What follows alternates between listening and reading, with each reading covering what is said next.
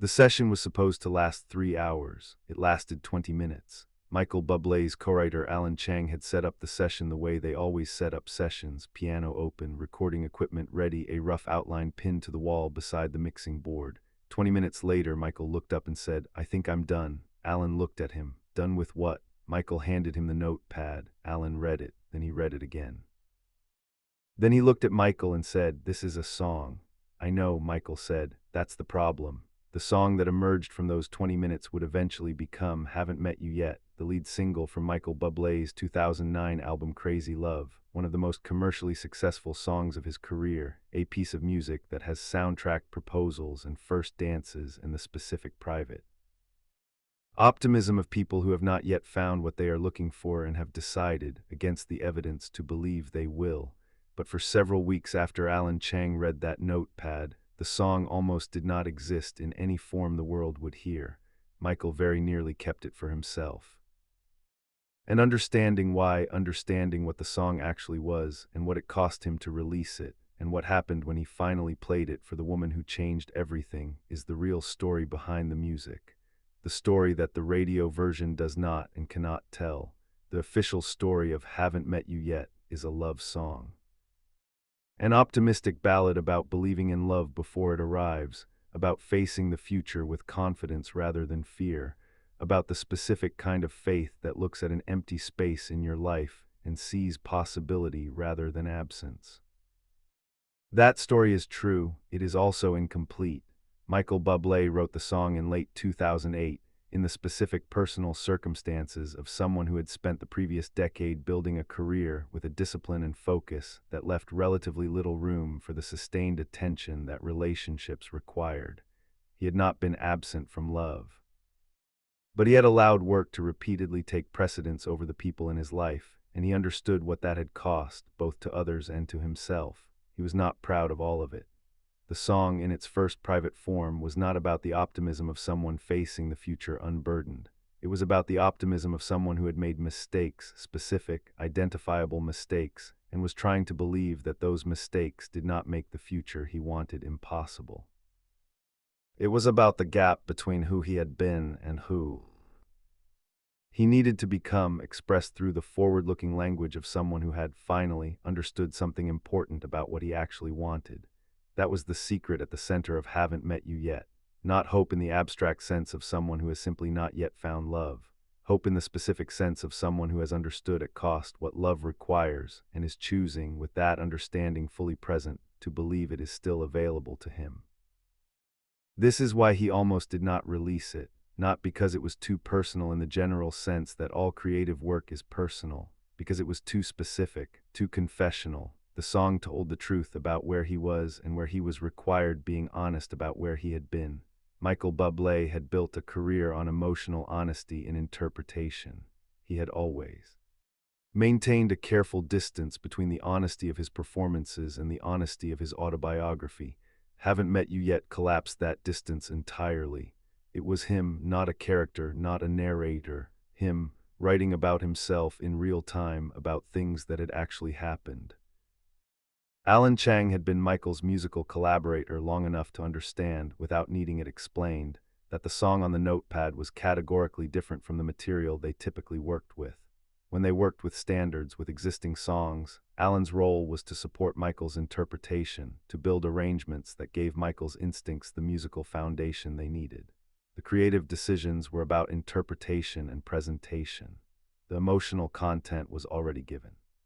I Haven't Met You Yet was different. It was Michael's emotional content directly, not interpreted, not borrowed, generated, original, specifically his. Alan's first reaction reading the notepad was that the song was exceptional. His second reaction was that Michael was not going to want to release it. His third reaction was that he needed to say neither of these things immediately. What Alan said instead was, "Can we work on this?" Michael's response was immediate and revealing, "I need to think about it." Which was Michael's way of saying yes to the working and no to the releasing, holding both possibilities open without committing to either. Alan understood this. He had worked with Michael long enough to know the difference between "I need to think about it" as genuine indecision and "I need to think about it" as a holding pattern around a decision that had already been made below conscious.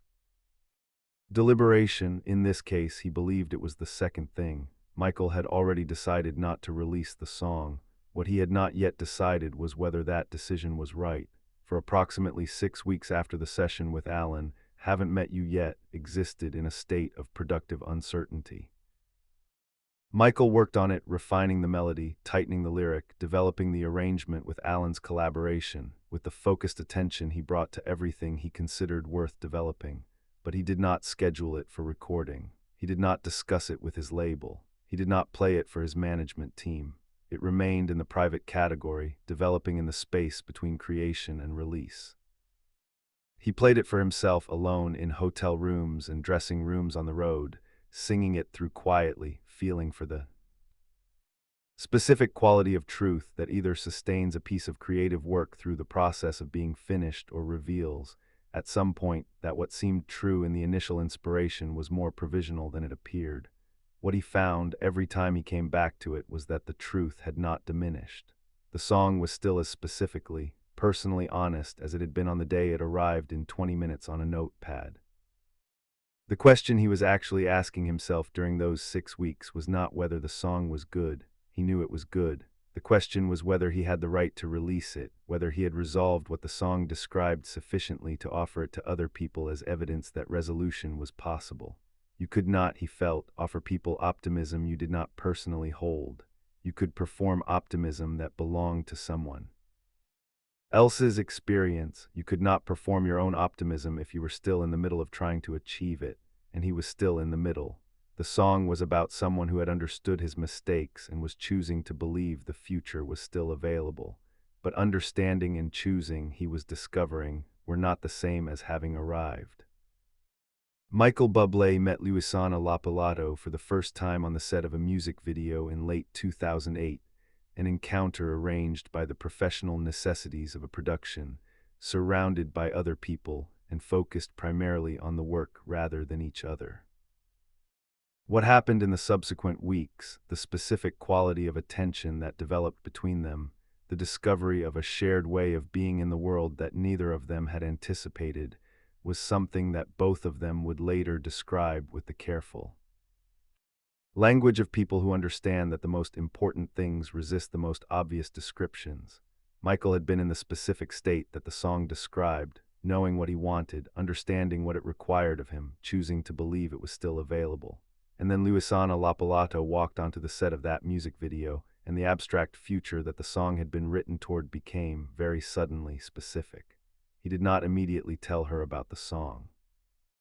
In the early weeks of whatever was developing between them, he did not present it as something he had written for her, because he had not. He had written it before they met, for reasons that were entirely about himself. But as the weeks passed and the specific quality of their developing relationship became something he was paying attention to with his full attention, the song became associated with her in his mind in a way that changed what it was. It had been about himself, his understanding, his mistakes, his choice to believe in the future. And then it became about her, not as the object of a song written about love in general, but as the specific person who made the song's optimism verifiable. Not a belief about the future, a fact about the present. And that shift from belief to fact, from future to present, from abstract to specific, was what finally made the song possible to release. Though he did not yet know this, the kitchen was still ahead. He played it for her for the first time in a kitchen, not a romantic setting in any architectural sense. It was an ordinary kitchen, the kind of domestic space that contains the practical evidence of people actually living rather than performing living. They had been talking for hours, the way people talk in the early stages of something real, when conversation feels like discovery rather than exchange. He said he wanted to play her something. He got out his guitar, not something he did with regular frequency in domestic settings, the guitar being primarily a professional instrument. She sat across from him at the kitchen table and he played the song. He did not look at her while he played it. He looked at the instrument, at the strings, at the middle distance that musicians look at when they are inside what they are playing rather than presenting it for an audience. This was not performance. This was something being offered, which is different from performance in exactly the way that matters most. He finished. The kitchen was quiet.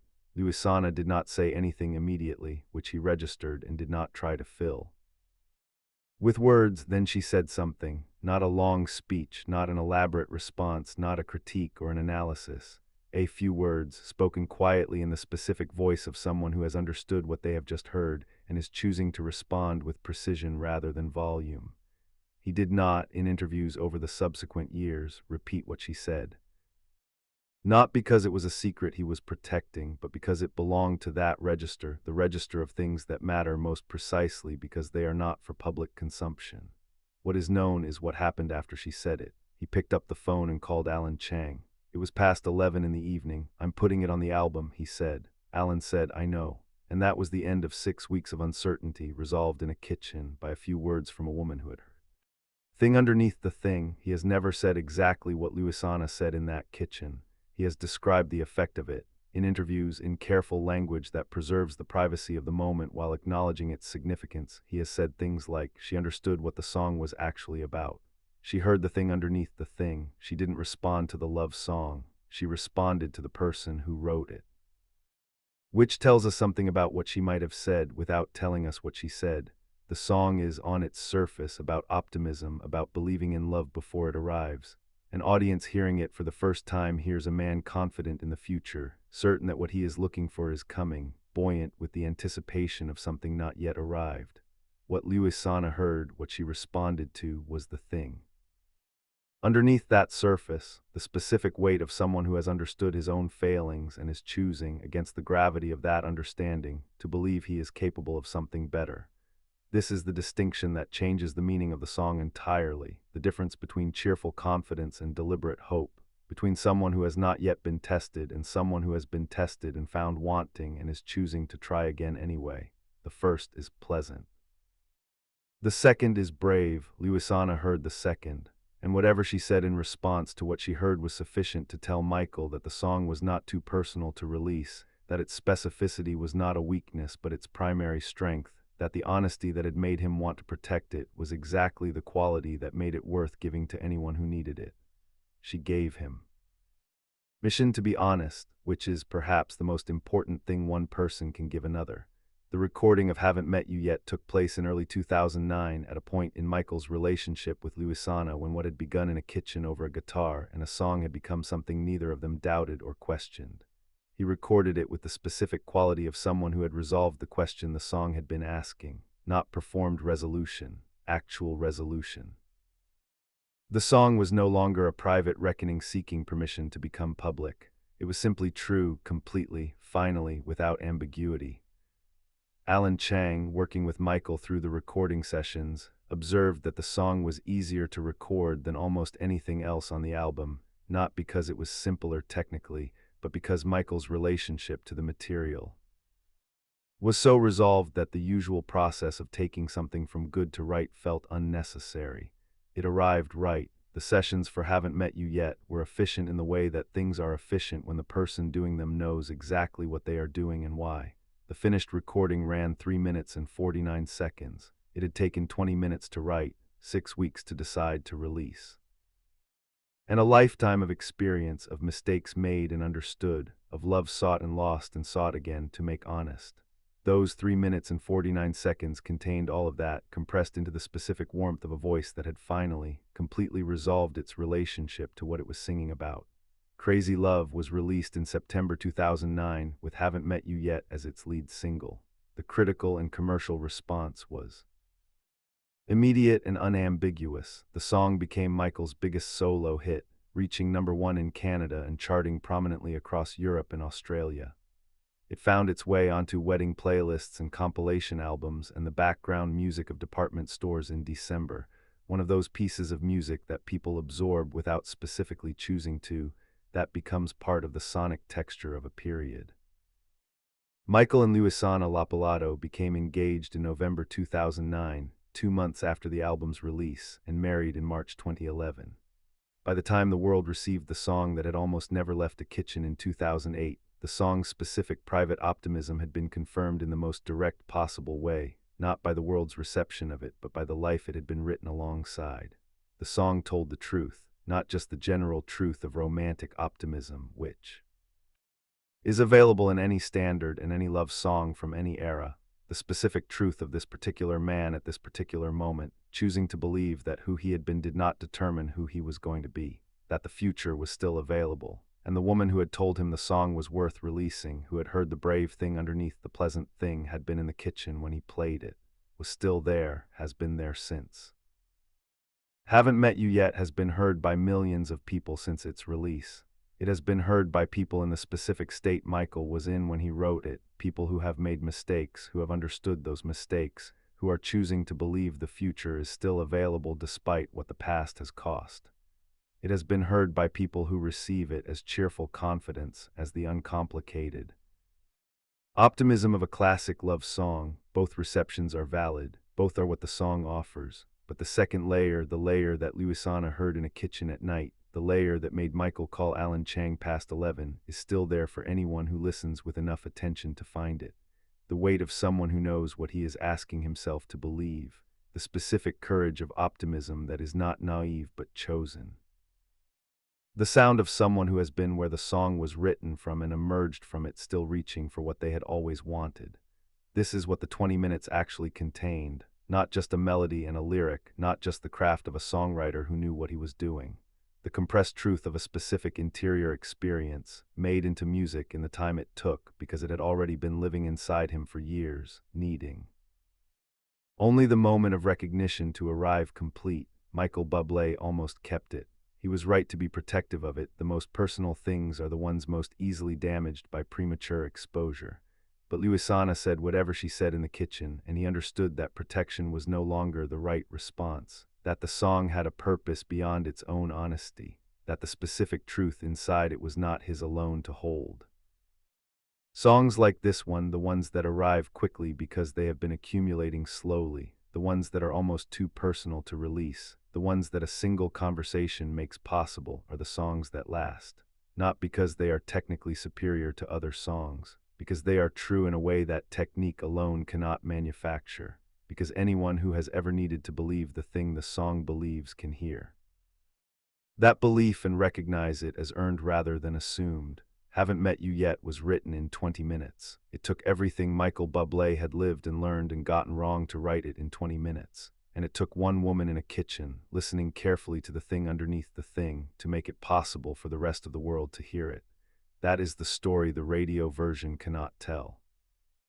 But it is the story the song has been telling every single time it has played, for anyone with ears to hear it.